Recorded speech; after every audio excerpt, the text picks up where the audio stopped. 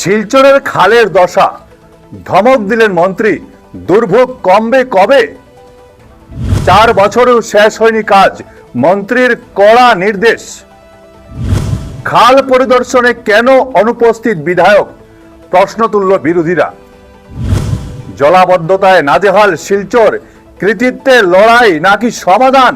নমস্কার, আপনারা দেখছেন ঈশান বাংলা পয়েন্ট ব্ল্যাঙ্ক। আপনাদের সঙ্গে রয়েছে আমি সিদ্ধার্থ। শিলচরের উন্নয়নের চিত্রটা দেখলে মাঝে মাঝে মনে হয় আমরা বোধহয় কোনো থ্রিলার সিনেমার ভেতরে বাস করছি। চিত্রনাট্যটা বেশ পুরনো। রাঙ্গির খাল, সিঙ্গির খাল আর বাছাই খাল। 2022 সালের ডিসেম্বরে যে কাজ শুরু হয়েছিল, এক বছরে শেষ হওয়ার কথা বলে আজ 4 বছর পেরিয়ে যাওয়ার পরও সেই কাজ চলছে। সাইনবোর্ডটা আমাদের সান্ত্বনা দিয়ে যাচ্ছে। সত্যি বলতে এই খালগুলোর কাজের গতি দেখে মনে হয় এগুলো যেন শিলচরের মানুষের ধৈর্যের চূড়ান্ত পরীক্ষা নিচ্ছে। সামান্য বৃষ্টি নামলেই শিলচরের বিভিন্ন এলাকার বাসিন্দাদের যে পরিস্থিতির মধ্য দিয়ে যেতে হয়, তাকে আর নতুন করে বলার অপেক্ষা রাখে?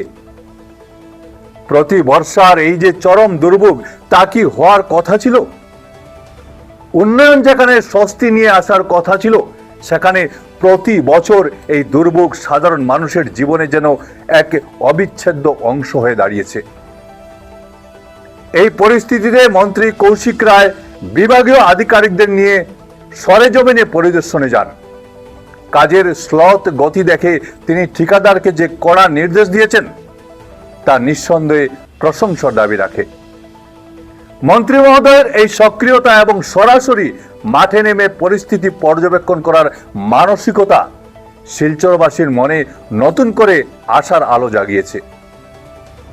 তিনি যেভাবে দায়বদ্ধতার পরিচয় দিয়ে কাজের গতি বাড়ানোর নির্দেশ দিয়েছেন, তা সাধারণ মানুষ অবশ্যই স্বাগত জানাচ্ছেন। তবে সাধারণ মানুষের মনে একটি প্রশ্ন থেকেই যায়, এই যে কড়া নির্দেশের প্রয়োজনীয়তা, তা কি আরো আগে আসতে পারত না? গত 4 বছর ধরে যে প্রকল্পের কাজ অসম্পূর্ণ পড়ে আছে, সেই দায়িত্ব কি আমাদের এড়িয়ে যাওয়ার সুযোগ আছে? অতীতে যারা দায়িত্বে ছিলেন, তারা যদি আজকের মতোই কড়া নজরদারি করতেন, তবে হয়তো শিলচরবাসীকে আজ আর এই দীর্ঘ দুর্ভোগের শিকার হতে হতো না। মন্ত্রীর এই কার্যকর পদক্ষেপ যদি বিগত কয়েক বছরে নেওয়া হতো, তবে হয়তো এতদিনে কাজগুলো শেষ হয়ে যেত। এই পরিদর্শনের সময় আরো একটি বিষয় আলোচনার কেন্দ্রবিন্দুতে উঠে এসেছে। মন্ত্রীর সঙ্গে বর্তমান বিধায়কের অনুপস্থিতি। হয়তো তিনি নিজের কোনো কাজ বা দলের কোনো প্রয়োজনে নির্বাচনী সমষ্টির বাইরে রয়েছেন, সেটা অস্বাভাবিক কিছু নয়। কিন্তু এই অনুপস্থিতি নিয়ে কংগ্রেস নেতা অভিজিৎ পাল বেশ কিছু প্রশ্ন তুলে দিয়েছেন। তিনি বর্তমান বিধায়কের অনুপস্থিতিকে ঘিরে রাজনীতির কোনো জটিল সমীকরণ দেখছেন এবং তা প্রকাশ্যে এনেছেন। অভিজিৎ পালের এই প্রশ্নগুলো নিয়েই এখন শহর জুড়ে শুরু হয়েছে নতুন জল্পনা। মন্ত্রী তো কাজ শেষ করার কড়া নির্দেশ দিয়ে গেলেন। এখন একটাই দেখার বিষয়, এই নির্দেশ কতটা দ্রুত মাঠ পর্যায়ে বাস্তবায়িত হয়। শিলচরের মানুষ কিন্তু কোনো রাজনৈতিক কৃতিত্বের লড়াই দেখতে চান না। তারা চান একটু বৃষ্টি হলেই শান্তিতে ঘরে থাকতে। তারা চান এই খালগুলোর কাজ দ্রুত শেষ হোক। এবার আপনাদের পালা।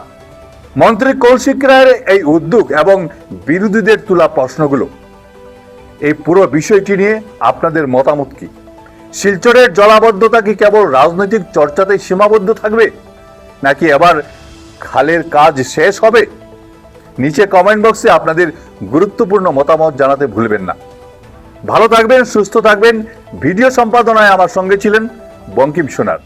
নমস্কার।